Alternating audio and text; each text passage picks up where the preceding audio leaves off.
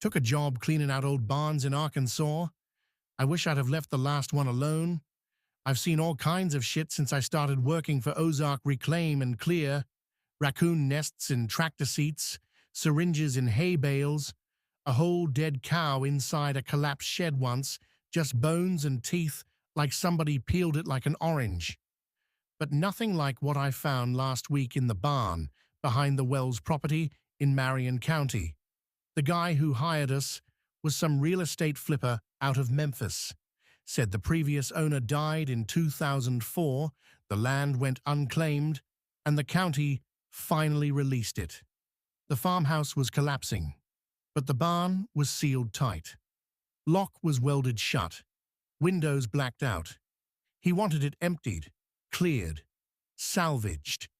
I brought my bolt cutters and figured I'd be out before lunch. First red flag, the lock. It wasn't just welded, it was wrapped in rusted chain and barbed wire, with little bits of hair caught in the twists. Looked like deer fur, but I wasn't sure. Second red flag, the smell. Not manure, not rot. Sweet, like antifreeze or peaches left in a hot car. Thick, clung to your nose hairs. I should have called it in. Should have told the guy to send someone else. But I popped the lock, pulled open the sliding door, and stepped into something that hasn't let me sleep since.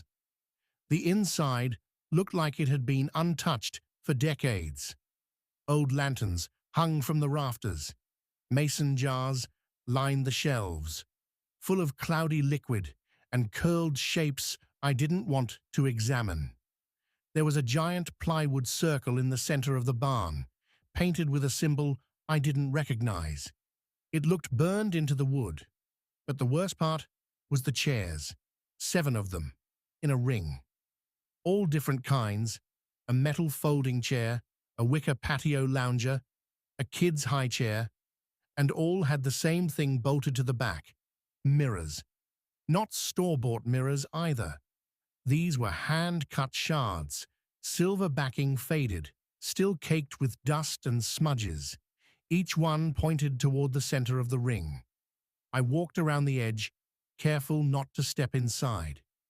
Every mirror was positioned just right, so when I looked at them, I saw a reflection of myself, but not all at once. One showed me standing. One had me bent over. One caught me mid-blink. They were all wrong, like they weren't all showing the same moment. Then the wind died. I hadn't noticed it was breezy outside until it wasn't.